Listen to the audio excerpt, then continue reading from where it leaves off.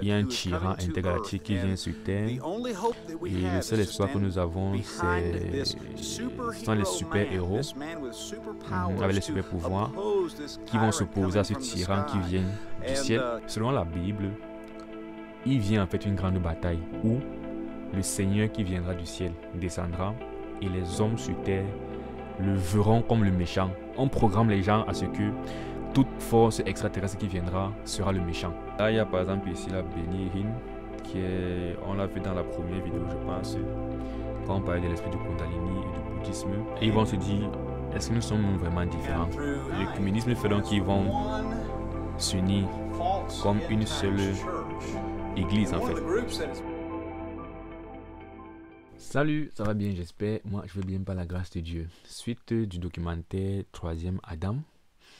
Après avoir vu la base, Satan, les religions orientales, l'occultisme, cette fois-ci, on va voir le divertissement, qui est l'avant-dernière étape avant d'entrer dans l'église finalement. Donc, juste si tu n'as pas vu le début, si tu ne sais pas de quoi je parle, il s'agit ici là d'un documentaire sur les croyances spirituelles qui naissent dans l'église, d'où est-ce qu'elles proviennent et comment est-ce qu'elles influencent l'église. Et donc on a déjà vu depuis la base comment ça a évolué, comment est-ce que le malin en fait se masque dans différentes sphères de la vie. Et aujourd'hui on va voir en fait dans l'entertainment, dans le monde du divertissement, avant de voir comment tout ça finit par atteindre l'église et comment aujourd'hui dans l'église il y a des croyances et des pratiques qui ne sont pas de Dieu. Et tout ça participe à l'apostasie de l'église dont la Bible a parlé, qui arriverait plus on tend vers la fin des temps.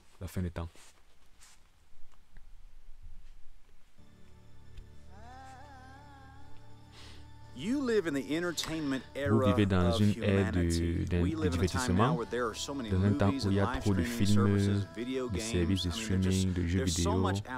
Il y en a tellement là dehors à consommer que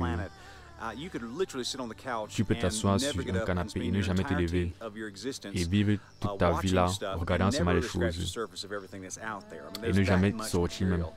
Il y a trop de choses en fait pour nous divertir. Or, tous ces films sont pratiquement les mêmes.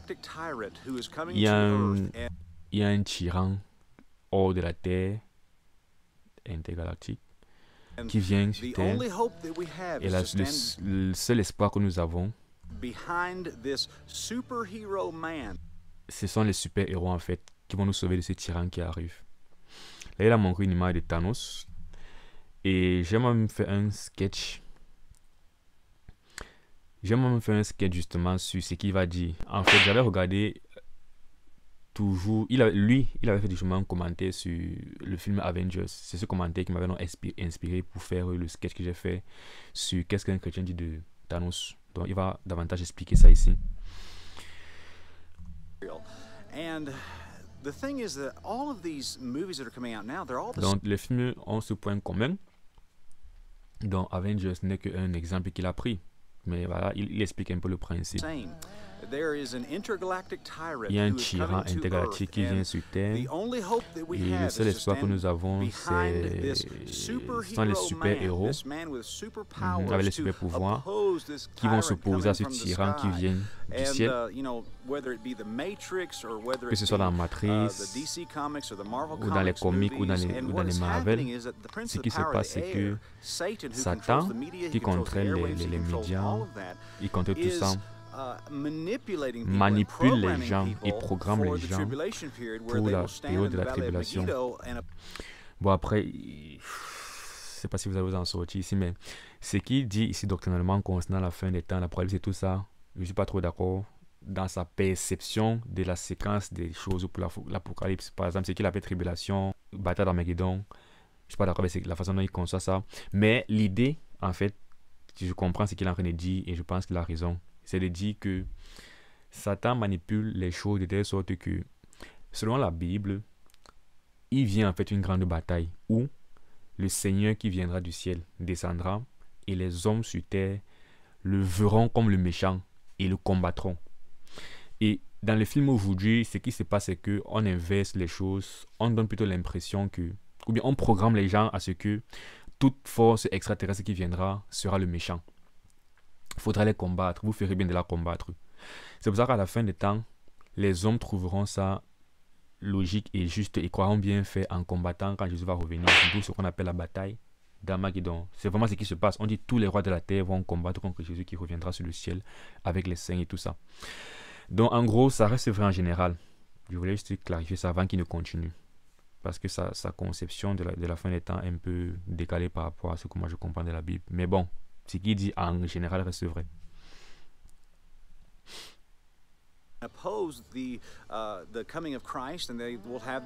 Donc les médias nous manipulent pour que on soit opposé à la venue du Seigneur Jésus-Christ.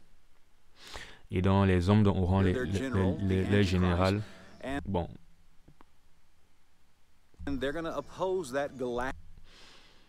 Ah oui, puisque oui, dans la Bible, effectivement, l'Antéchrist et les hommes seront ensemble, puisque l'Antéchrist sera en train de régner sur le monde quand Jésus va revenir. Donc, ils auront dans l'Antéchrist qui sera un peu comme le général, n'est-ce pas? Et tous ensemble vont combattre contre Jésus. Mais on dit dans l'Apocalypse 19 que la bête et le prophète vont être d'abord jetés rapidement dans le lac de feu par Jésus. On dit dans notre référence que Jésus va les détruire par le souffle de sa parole en fait. Donc, il n'y aura un pas match. Et que le reste des hommes, les rois et tout ça, vont être tués par l'épée. Et j'étais aussi. Donc.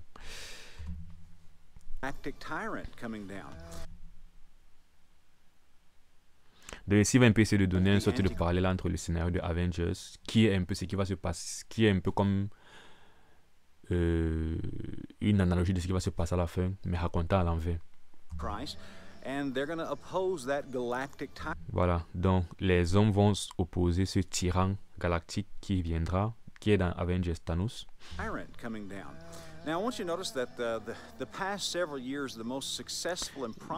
Donc, remarquez que les dernières années, les films les plus populaire, qui a plus de succès, c'était les Avengers. Et tout le script, tout le plot autour de Thanos, c'est le livre d'Apocalypse raconté du point de vue de Satan. Donc, Thanos est ce tyran qui vient de l'espace et qui veut dominer sur le monde, qui veut gâter le monde. Et le monde doit donc s'aligner avec les héros qui ont les pouvoirs. Et l'Antéchrist aura, en effet, la puissance, selon selon 2 Thessaloniciens 2, selon Apocalypse 13, on dit dans Apocalypse 13 que il lui sera donné la force en fait de faire les miracles et de faire la guerre aux saints, de les vaincre. Il va faire les miracles par la puissance de Satan. Puisque, je ne sais pas si il a dit, mais l'Antéchrist c'est l'incarnation de Satan sur terre en réalité. Donc, ce sera un homme, mais il sera en gros, une fois de plus, ce sera un peu comme quand Jésus marche sur terre. Jésus c'est l'incarnation de Dieu sur terre. Et bien l'Antéchrist c'est le contraire, l'incarnation de Satan sur terre. Dans Apocalypse 13, voilà. Il y aura la puissance de guérir, de faire beaucoup de choses. Quoi. Et donc ces gens, ces super-héros, ont le pouvoir, oui, le pouvoir. Donc ce qui est intéressant, c'est qu'un des héros dans le film Apocalypse va se démarquer. Et on dit c'est une personne qui a un œil qui a été en fait blessé. Et publicité. This is Smarty Q3, an intelligent equalizer that creates spectral. Merci YouTube. Il dit que ce qui est intéressant, c'est que l'un de ces héros aura un œil qui sera blessé. Et là maintenant, il dit dans Zacharie 11:17, il dit malheur à to the idol shepherd that liveth. Malheur à l'idole, shepherd c'est berger. Au berger, l'idole berger qui conduit le troupeau. L'épée va être sur sa main et sur son œil droit. Sa main va être will be clean, dried up, va être séchée. And his right eye shall be utterly darkened. Son œil droit sera en fait darkened, blessé dans les ténèbres. Ézéchiel 11:17, perso, j'ai pas vraiment médité sur Ézéchiel et tout, je sais pas trop, mais selon lui, ce serait une référence à l'Antéchrist. Et donc, il trouve ça intéressant que Thor, dans le livre, dans le film Avengers, a eu l'œil droit blessé et que Thor soit l'un des leaders des Avengers. Donc c'est tout comme pour faire ce parallèle avec Avengers, cette équipe qui va combattre contre Thanos. C'est un peu comme le monde qui sera uni avec peut-être à sa tête l'Antéchrist et ici peut-être on va dire Thor pour combattre Jésus. Et comme l'Antéchrist a eu un œil blessé et on voit Thor a un œil blessé, parallèle, coïncidence ou bien ce sont toujours des symptômes du malin qui manipule. Il pense que si.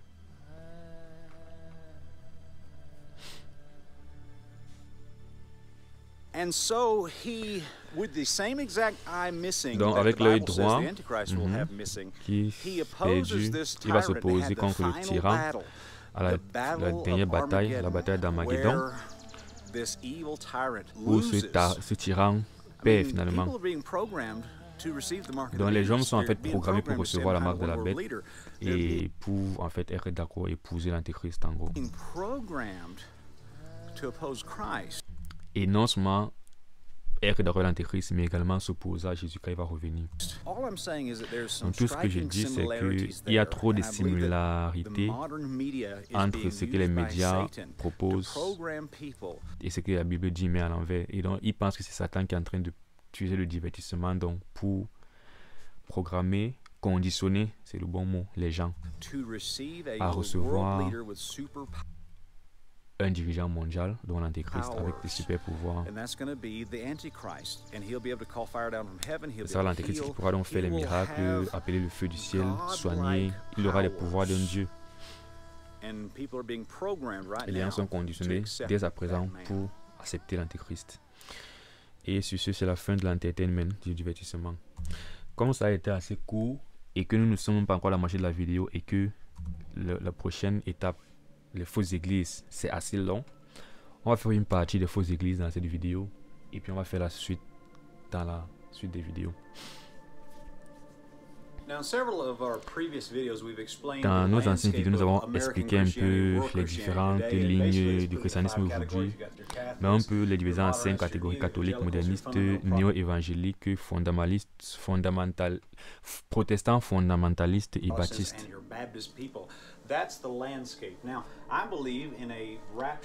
Alors, lui, il croit en l'enlèvement de l'Église au début de cette année de tribulation qu'il arrivera dans l'Église. Donc il pense que l'Église en fait sera enlevée au début d'une période de 7 ans de tribulation qui arrive. Bon, après je ne suis pas d'accord avec lui par rapport à quel camp il sera enlevé par rapport aux 7 ans de tribulation, mais admettons que ce n'est pas le but de la vidéo. Il dit lorsqu'il y aura dans l'enlèvement, ce qui va se passer, c'est que les baptistes vont partir, les protestants, une bonne partie des protestants fondamentalistes vont partir. En gros, il suppose que ce sont des groupes qui sont en gros conformes à la vérité, donc où il y a les vrais chrétiens et donc ce sont eux qui seront enlevés. Une partie des néo-évangéliques va partir. Mais en gros, il y aura une période de tribulation avec ces trois groupes, les catholiques, les modernistes et les néo-évangéliques. Ils auront donc besoin de s'unir. Et ils vont se dire, est-ce que nous sommes vraiment différents? Donc, l'œcuménisme fait donc qu'ils vont s'unir comme une seule église en fait. Parce que c'est pas pour rien qu'il y a des divisions et qu'il y a des dénominations différentes et des groupes différents, c'est que les croyances sont fondamentalement différentes. Si en réalité les protestants croyaient comme les catholiques, ils seraient restés catholiques en fait. C'est parce qu'il y a eu certaines différences fondamentales qui se sont divisées. Et après cette division, il y a eu les modernistes qui sont divisés. Il y a eu... Donc l'idée c'est de dire que le communisme c'est quelque chose qui est assez hypocrite, puisqu'en réalité ils sont des croyances différentes. Mais c'est que avec le temps, comme il n'y a plus trop d'amour de la vérité et il n'y a plus cette recherche d'acceptation totale, l'occultisme finalement, en fin de compte on finit par, on s'en fout un peu de la doctrine, on s'en fout de la vérité, on veut la communion au sacrifice de la vérité. C'est ce qui encourage le communisme en fait. Et c'est un truc qu'on voit déjà aujourd'hui ou de nos jours. Voilà, il y a une sorte d'acceptation un peu de tout et de n'importe quoi dans tous les milieux. Je ne dis pas qu'il ne faut pas accepter l'autre, mais je dis que la base sur laquelle on accepte l'autre, c'est la base de la vérité. Or, puisque vous avez des croyances fondamentalement différentes, vous ne devriez pas normalement vous unir et marcher main dans la main. Ou vous devriez le faire étant quand même conscient et d'accord qu'il y a des différences à tel point niveau. Mais ce qui, le communisme voudrait en fait qu'on mette de côté les différences et qu'on loue ensemble. Et pourtant, dans notre définition, nos dieux sont différents. Ça veut donc dire qu'en fait, on n'a pas vraiment de vérité. On ne croit pas vraiment que la définition du Dieu qu'on a dans notre religion est vraie. Sinon, on ne serait pas parti louer l'autre Dieu qui dit quelque chose de différent de mon Dieu, par exemple, ou de mon salut, ou de certaines doctrines fondamentales. Donc, le communisme, c'est un problème. Wildly popular recently has been something called the New. Et donc, quelque chose qui est très populaire récemment, c'est ce qu'on appelle la New Apostolic Reformation. La nouvelle réforme apostolique. Qui a dit ça? End times Volkert that practices heretical gift and. Ah, ok, il définit un peu ça, ce qu'on appelle le NAR. C'est un faux culte de la fin des temps qui pratique des dons hérétiques et une sorte d'expression de déversement du Saint-Esprit qui ne sont pas en fait retrouvés dans la Bible ou dans l'histoire des chrétiens. C'est un groupe non officiel qui pourrait être en soi une société. Et c'est à partir de là qu'on va commencer donc à avoir justement le rapport entre toute cette philosophie qu'on a conçue jusqu'à présent avec le malin à la base qui veut qu'on fasse tout sauf servir le vrai Dieu, les religions de l'Est, le divertissement, le cultisme et finalement l'Église. En fait, l'idée étant que quoi? Il y a une tendance à ignorer la vérité et à entrer dans une façon de servir quand on dit même qu'on croit en Dieu, qui n'est pas vraiment de servir le vrai Dieu. Ou alors ne même pas considérer Dieu et juste ignorer que Dieu existe. Et là, dans le milieu de l'Église, c'est une façon de pratiquer une sorte de religion et de faire des choses qui ne sont pas bibliques, qui ne sont pas forcément de la vérité. Donc c'est un peu le mensonge. Et dans cette philosophie des choses, il y a à la base le communisme. On ne rejette personne, on accepte tout, le monde, tout genre de miracles. Bref, on accepte seulement tout. C'est là qu'on verra dans les églises avec les différents types de parler en langue, de miracles, de prophéties, les dieux m'ont dit que tout ça, tout ça en fait, ce sont les produits de cette philosophie. Et qui ont donc des racines, je crois qu'on va le voir probablement, dans vraiment des religions parfois de l'Est, quoi, des pratiques. On a vu l'esprit Kundalini tout à l'heure. Et c'est des choses que moi j'ai entendues en rapport avec ce qui se fait à l'église aujourd'hui. Donc je pense qu'on pourra voir le lien avec tout ça.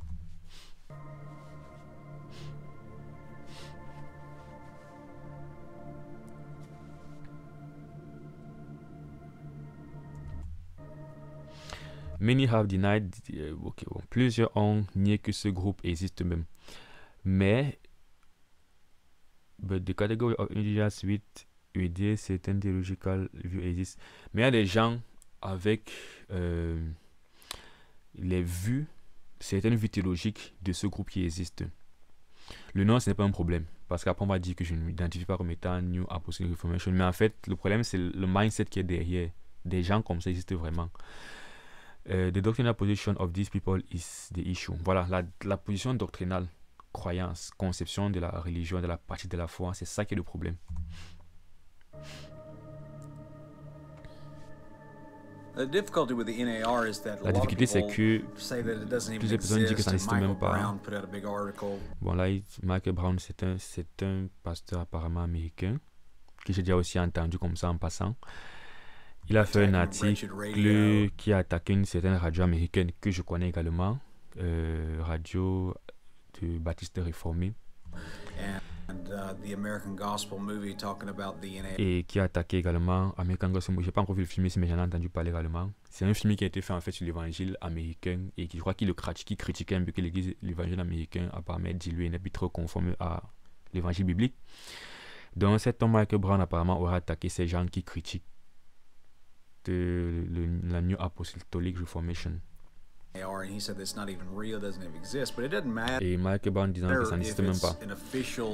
Alors, c'est pas important si c'est une organisation officielle ou pas. C'est important. Il y a un groupe de personnes qui croient un certain nombre de choses et qu'on met dans une catégorie, et ces gens adorent ensemble, ils communient ensemble, ils travaillent ensemble, ils font les assemblées ensemble.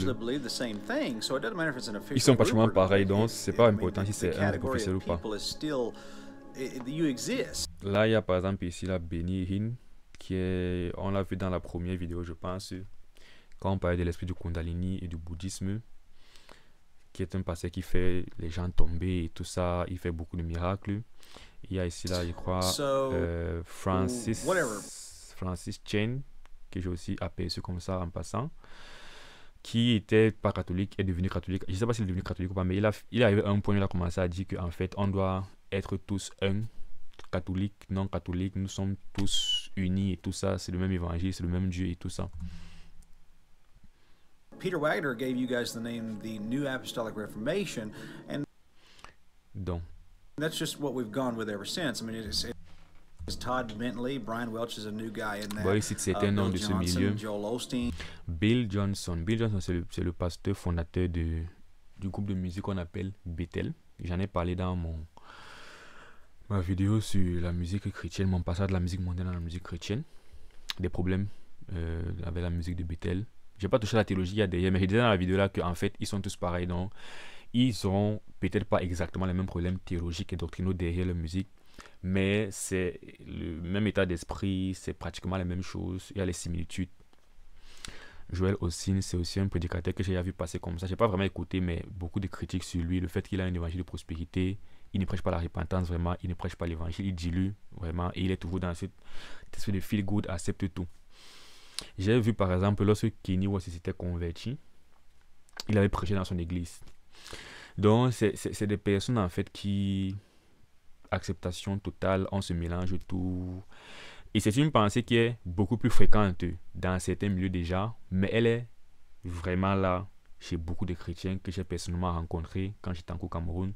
J'ai côtoyé des personnes comme ça. Quand je sortais prêcher l'évangile dans la rue, les gens avaient cette croyance d'acceptation totale. Et comme là, j'ai dans une vidéo sur le départ, dans une des vidéos de ces documentaires, les gens ont un problème de discernement aujourd'hui. C'est de ça qu'il s'agit. C'est pourquoi ils embrassent facilement tous ces changements qui arrivent dans l'église sans se rendre compte de la gravité et de l'implication de ces choses. Alors, c'est une tête de ce qu'il appelle New Apostolic Reformation. Voici Joel Osteen. Je ne sais pas si ma souris sort. Mais en haut à gauche jusqu'à droite, il y a Joel Osteen, Bill Johnson, le passé de Bethel. Docteur, il s'appelle comment là? Michael Brown, dont il a parlé au départ. Ici, il s'appelle comment là? Bon, c'est le pasteur. En haut à droite, au fond, il y a Benny Hinn. À côté de lui, il y a donc le pasteur fondateur de Hillsong qui avait dit que Bouddha, donc qui avait dit que Allah et l'Éternel, c'est le même Dieu, la même personne. Voilà, on a par exemple ici en bas, on a une femme pasteur en bas à gauche. Et puis à côté d'elle, il y a Kanye West qui s'était apparemment converti. Bon. Au christianisme et bon, d'autres personnes également. You got Paula White. Kanye's probably in that group too right now. Todd White is a major player in that. Brian Houston, Benny Hinn, Michael Brown, all of this crowd. These are the false teachers of today. This is the form of godliness that Timothy was told about in 1st and 2nd Timothy. C'est cette forme de godliness, de piété, dont on parle dans Timothée. Une fausse piété de la fin des temps. Les fausses églises, c'est ça en fait la prostituée, l'église prostituée. Bon là, quand il dit église prostituée, il fait référence à Babylone, la grande. Comme il est en train de dire, il y a des choses qu'il dit sur l'Apocalypse dont je ne suis pas forcément d'accord. Je ne sais pas trop si je considère Babylone comme étant une église ou simplement une ville comme on a dit dans l'Apocalypse. Mais l'idée demeure, c'est une c'est quelque chose qui a de l'influence en fait sur le monde et sur l'église et qui séduit. Donc, oui.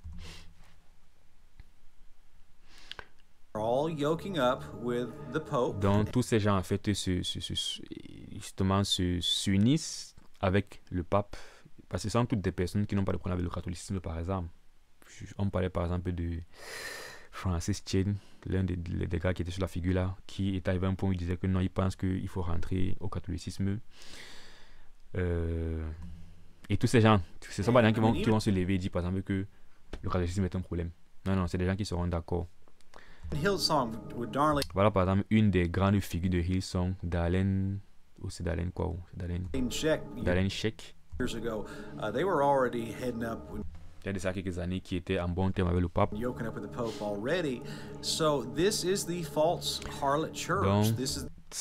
ce mindset, cet état d'esprit en fait, qui est cette sorte d'unité bizarre qui naît dans les églises et qu'ils ont appelé New Apostolic Reformation, c'est en fait ça le noyau de l'apostasie, disons ça comme ça. L'église a apostasié. Quand il dit l'église prostituée, disons église apostasiée, donc par la Bible vraiment. Paul a dit qu'avant que Jésus ne revienne, il faut d'abord que l'apostasie atteigne son terme. N'est-ce pas? Donc c'est ce qui sera dans le véhicule pour la venue de l'Antéchrist, avec les théologies de la dominion, de la domination et des 7 montagnes du mandat. Je ne sais pas si ce qu'il entend par doctrine, théologie de la dominion, j'ai aussi entendu parler de ça en passant, mais c'est l'idée, en fait c'est l'idée que les chrétiens doivent en fait prendre le contrôle de ce qu'on appelle les 7 montagnes, des différentes sphères du monde en réalité pour préparer la venue de Jésus-Christ. Donc par exemple l'éducation, par exemple il faudrait qu'à la tête de l'éducation dans le monde les chrétiens soient à la tête. Par exemple, je sais pas quoi, la politique, il faudrait qu'il y ait des chrétiens qui soient à la tête de la politique. Le sport, le divertissement. Donc il y a 7 choses qu'ils appellent les 7 montagnes. Et il y a des généraux, des personnes qu'il faut en fait que le Seigneur mette là-bas. Donc c'est leur conception de la fin des temps en réalité. C'est que le monde tend vers une sorte de bonification. Et lorsque tout sera préparé, Jésus va revenir. Selon une conception qui est à l'opposé de ce que la Bible enseigne. Parce que la Bible enseigne plutôt une descente aux enfers, dépravation des mœurs, qui va atteindre son summum par l'arrivée de l'Antéchrist dans un monde dépravé, moralement bien sûr. Et c'est devant cette grande séduction de Thessaloniciens 2 parle du fait que Dieu envoie en fait une puissance de séduction pour égarer le monde. C'est dans ça que s'inscrit la venue de l'Antéchrist. Il y aura de l'égarement pas possible, on sera loin de Dieu. Et c'est dans ce contexte que Jésus revient pour mettre fin à tout ça et rétablir toutes choses. Donc la conception de la fin des temps comme étant une route vers une amélioration avant que Jésus ne revienne, c'est l'opposé de ce que la Bible enseigne. Il faut donc savoir discerner, lire la parole de Dieu, être vigilant pour ne pas se laisser embarquer dans cette conception pittoresque des choses, mais qui n'est pas réelle. Donc, ils encouragent l'unité de toutes les religions. Ils mettent l'unité au-dessus de la doctrine et du dogme. Et j'ai entendu j'ai eu cause avec mon pasteur qui me disait non, parfois il faut laisser un peu la doctrine, c'est pas important. Il faut comprendre que donc, parfois quand tu veux trop insister sur la doctrine, la vérité, ce que Dieu a dit, qu'est-ce qui est biblique et tout, on te dit parfois non, il faut laisser ça. Si tu insistes trop dessus, tu vas seulement diviser, il faut arrêter ça. Et c'est un peu ce mindset qui est en train d'influer l'église de plus en plus. La musique aura un grand rôle dans tout ça. Ce qui va les unir, ce sera les signes et les miracles. Et ici, Thessaloniciens 2:9, even him who's coming, dont la venue est d'après le travail de Satan avec toute puissance, signes et les miracles de mensonges. Donc l'église aujourd'hui regarde et donne beaucoup de validité aux miracles, alors que malheureusement le miracle sera l'outil utilisé justement par l'Antéchrist pour venir s'établir, pour séduire et tromper les gens. Comme quoi le plus important, comme je dis dans mon album Philadelphie, c'est pas les miracles, c'est la conformité à la parole de Dieu. la conformité à la doctrine. Comme l'église de Philadelphie, Jésus a dit, parce que tu as peu de puissance, mais tu as gardé ma parole, je te garderai lors de la tribulation qui va venir sur le monde. Mais le raisonnement concrètement est opposé aujourd'hui. De nos jours, c'est tu as le miracle, on te valide directement. Peu importe ta doctrine, ta théologie, on te valide.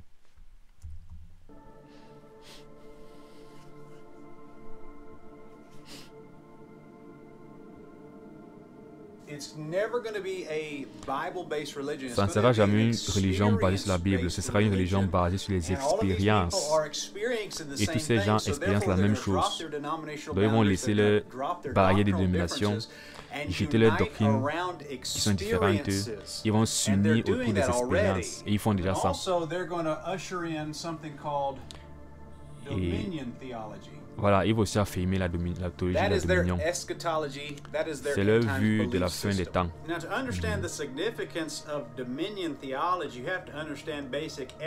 Donc pour comprendre la théologie de la dominion, il faut comprendre d'abord la théologie, l'eschatologie de base biblique.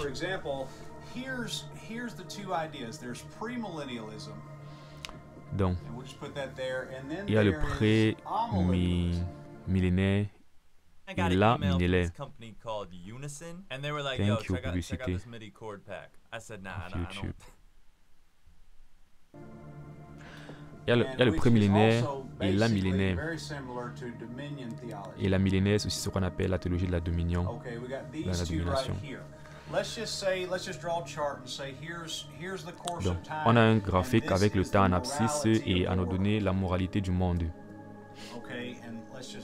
On a donné en abscisse, on a le temps.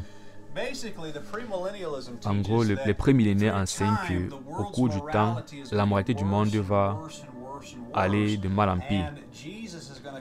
Et Jésus va donc revenir où ce sera très mal, comme il est en train de dire. Ça, c'est un peu la vue basique de la fin des temps, biblique. Ceux qui sont en millénaire et donc qui ont la théologie de la dominion, c'est l'opposé. Donc, au cours du temps, le monde va plutôt aller de mieux en mieux. Et ils pensent que la tribulation, cette période de souffrance dont parle l'Apocalypse avec les malheurs, tout ça. Bon, déjà que ce qu'il appelle tribulation, c'est pas vraiment ça. J'ai un souci avec ce qu'il appelle tribulation. Mais bon, pour faire simple, appelons ça la période de souffrance, parce qu'en fin de compte, tribulation ou colère de Dieu, comme j'appelle souvent ça, à la fin des temps, ce seront des périodes de souffrance.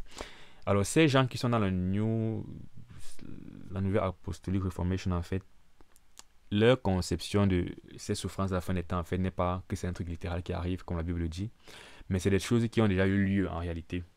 C'est pourquoi ils n'ont pas cette vue des choses vont de mal en pire. Ils ont plutôt une vue des choses s'améliorent avec le temps.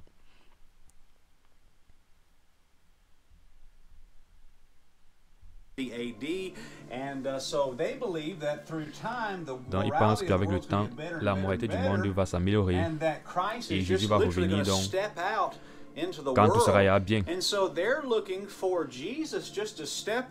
Donc ils attendent que Jésus-Christ vienne régner.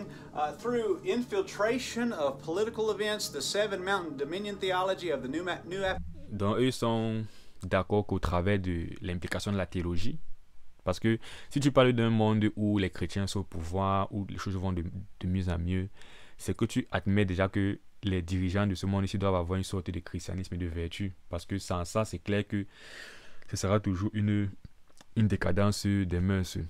Mais ça sous-entend que eux, et c'est pour ça qu'ils sont très politiques dans leur façon de concevoir les choses, ils ont beaucoup plus de considération et de point de vue politique, et généralement politique, mais genre supporter par exemple le LGBTQ, c'est plus les gens qui sont. On a vu dans la vidéo que j'ai faite sur les problèmes avec la musique chrétienne aujourd'hui, que les pasteurs par exemple de certains grands groupes de musique n'ont pas de problème avec l'homosexualité par exemple.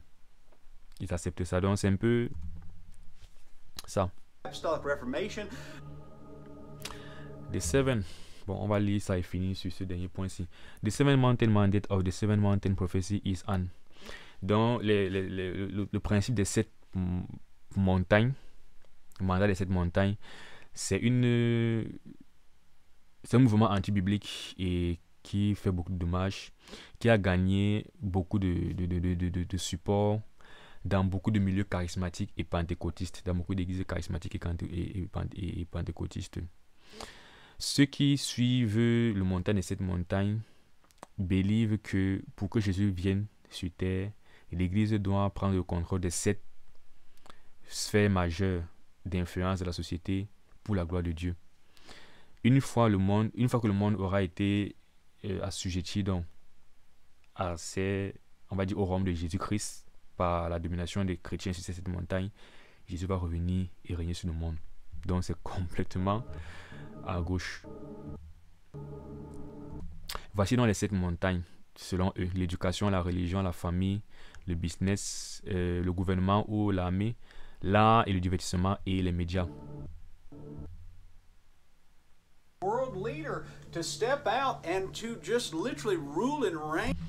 Bon, on va s'arrêter là et on va continuer avec ça dans la prochaine vidéo. On se retrouve dans cette prochaine vidéo. Que Dieu te bénisse. Porte-toi bien d'ici là. Ciao.